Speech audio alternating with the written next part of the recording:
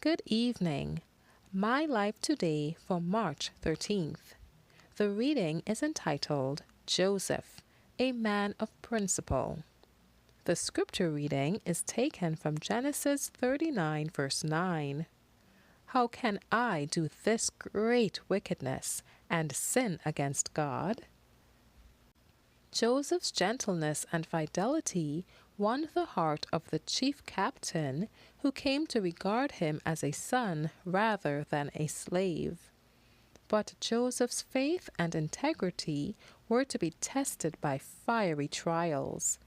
His master's wife endeavored to entice the young man to transgress the law of God. Heretofore he had remained untainted by the corruption teeming in that heathen land.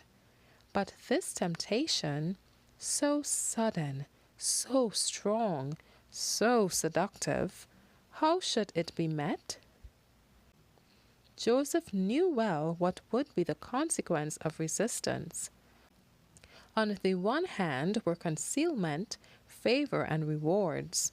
On the other, disgrace, imprisonment, perhaps death. His whole future life depended upon the decision of that moment. Would principle triumph? Would Joseph still be true to God? With inexpressible anxiety, the angels looked upon the scene. Joseph's answer reveals the power of religious principle. He would not betray the confidence of his master on earth, and, whatever the consequences, he would be true to his master in heaven. Joseph suffered for his integrity, for his tempter revenged herself by accusing him of a foul crime and causing him to be thrust into prison. Had Potiphar believed his wife's charge against Joseph, the young Hebrew would have lost his life.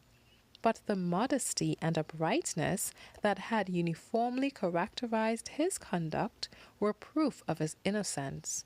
And yet, to save the reputation of his master's house, he was abandoned to disgrace and bondage. But Joseph's real character shines out even in the darkness of the dungeon. He held fast his faith and patience. His years of faithful service had been most cruelly repaid, yet this did not render him morose or distrustful. He had the peace that comes from conscious innocence, and he trusted his case with God. Thank you for listening. God bless you.